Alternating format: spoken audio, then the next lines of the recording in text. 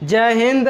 आज आपके लिए इस वीडियो में क्लास 10 का फिजिक्स चैप्टर 1 प्रकाश का परावर्तन रिफ्लेक्शन ऑफ लाइट का पार्ट 7 वीडियो बनाने जा रहे हैं। और इस पार्ट 7 वीडियो में आज आपको बताएंगे प्रकीर्णन के बारे में, प्रकाश की किरणें के बारे में। सबसे पहले हम लोग जानेंगे प्रकीर्णन के बारे में। प्रकीर्णन को इंग्लिश में बोलते हैं स्कैटरिंग, इंग्लिश में बोलते हैं स्कैटरिंग। तो ये प्रकीर्णन क्या होता है, तो हमने क्या क्वेश्चन लिखे हैं कि प्रकीर्णन से आप क्या समझते हैं।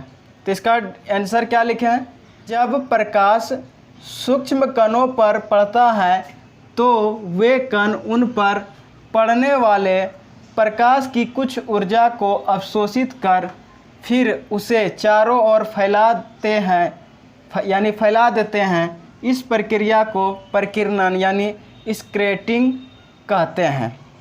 चित्र बनाया हुआ सूर्य का प्रकाश, तो ये सूर्य है और सूर्य से जो प्रकाश निकला, सूर्य से प्रकाश निकला, और जब सूर्य से प्रकाश निकलता है तो वह किस पर पड़ता है, तो सूक्ष्म कणों पर पड़ता है। वह सूक्ष्म कण क्या हो सकता है, वायु के अणुओं या धूल कण हो सकते हैं। हवा के अणु या धूल कणों में, उसी को हम लोग बोलते हैं सूक्ष्म कण। यहाँ पर बहुत सारे वायु के कण है, अणु है या धूल कण इसको बोल सकते हैं। तो प्रकाश क्या हो सकता है, सूर्य का प्रकाश होगा। तो सूर्य का प्रकाश एक समांतर दिशा में आता है, एक सीधी रेखा में आती है, सीधी दिशा में आती है सूर्य का प्रकाश। जब प्रकाश सूक्ष्म कणों पर पड़ता है, यानी सूर्य का प्रकाश जब इस सूक्ष्म कणों पर, सूक्ष्म कण क्या हो सकता है आपका, अणु या धूल कण हो सकते हैं। तो जब हम वायु के अणु या धूल कण पर जब सूर्य का प्रकाश पड़ता है तो पड़ने वाले प्रकाश की कुछ ऊर्जा को, ये जो कण है प्रकाश की कुछ ऊर्जा को अवशोषित कर लेता है, यानी एब्जॉर्ब कर लेता है, ग्रहण कर लेता है। तो जब ये अवशोषित कर लेता है तो उसके बाद ये क्या करता है, उसे चारों ओर फैला देता है। ये कण क्या करता है, चारों ओर फैला देता है। यानी कण क्या होते हैं, उड़ने लगते हैं। हवा के कारण से कण क्या होते हैं, उड़ने लगते हैं। तो चारों तरफ ये हवा के कारण से क्या होते हैं, फैलने लगते हैं। तो फैलने लगते हैं, तो इसी प्रक्रिया को हम लोग क्या बोलते हैं, प्रकीर्णन यानी स्कैटरिंग कहते हैं, स्कैटरिंग कहते हैं। एक चीज़ याद रखिएगा कि ये जो प्रक्रिया है, स्कैटरिंग प्रक्रिया यानी प्रकीर्णन की जो प्रक्रिया है, इसे प्रकीर्णित भी कहा जाता है। तो प्रकीर्णित प्रकाश के कारण ही हम दिन में ऐसी वस्तुओं को भी देख पाते हैं जिस पर सूर्य का प्रकाश सीधे नहीं पड़ता। वस्तु पर प्रकाश पड़ता है तभी हम उन वस्तुओं को देख पाते हैं।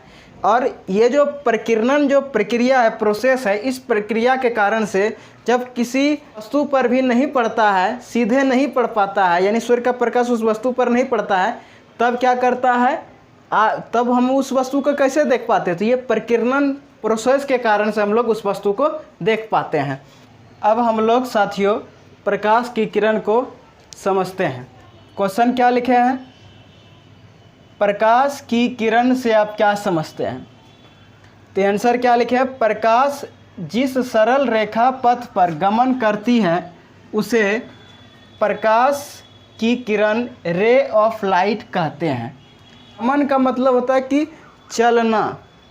जैसे कि हम लोग रोड पर चलते हैं ना, रास्ता पर कैसे चलते हैं, एकदम सीधे चलते हैं कि ऐसे, कभी ऐसे नहीं हम चलते हैं, तो सीधे चलते हैं। तो उसी तरह प्रकाश जो है वह सीधी रेखा पर गमन करता है, सीधे एकदम जाता है। प्रकाश जिस सरल रेखा पथ पर गमन करती है उसे हम लोग क्या कहते हैं, प्रकाश की किरण यानी रे ऑफ लाइट कहते हैं। अब यहाँ पर थोड़ा समझिएगा कि ये जो है प्रकाश की किरण को हम लोग तीर चिन्ह द्वारा दर्शाया जाता है। यानी प्रकाश की जो किरण है उसको हम किस रेखा से दिखाते हैं, तो तीर चिन्ह, ये देख रहे हैं ना, तीर चिन्ह द्वारा दर्शाया जाता है, यानी दिखाया जाता है। तीर चिन्ह प्रकाश गमन की दिशा बताता है। तीर चिन्ह प्रकाश की क्या बताता है, दिशा बताता है, डायरेक्शन बताता है। अब यहाँ पर देखिए आपको प्रकाश की किरण का चित्र देखने को मिल रहा है। ये प्रकाश की किरण है, तो ये क्या है, एकदम सीधी रेखा में जा रहा है, एकदम सीधी रेखा में जा रहा है। क्या, प्रकाश की किरण सीधी रेखा में जा रहा है। अब जैसे कि यहाँ पर एक दो एग्जाम्पल समझते हैं। एक लिए बिजली के जलते बल्ब लिए और एक मोमबत्ती के जलते हुए मोमबत्ती के लो लिए।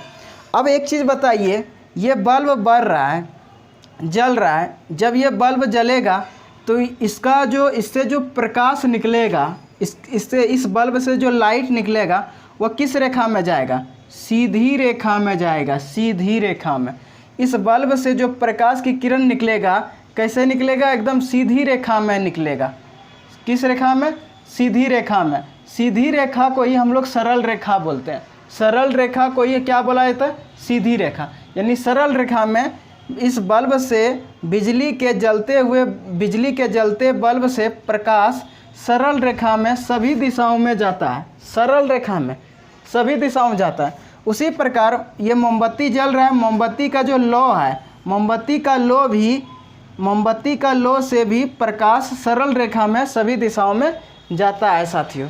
तो आपको समझ में आ गया कि प्रकाश की किरण जो होता है ये एक सरल रेखा पथ पर, पथ का मतलब क्या हुआ? रास्ता।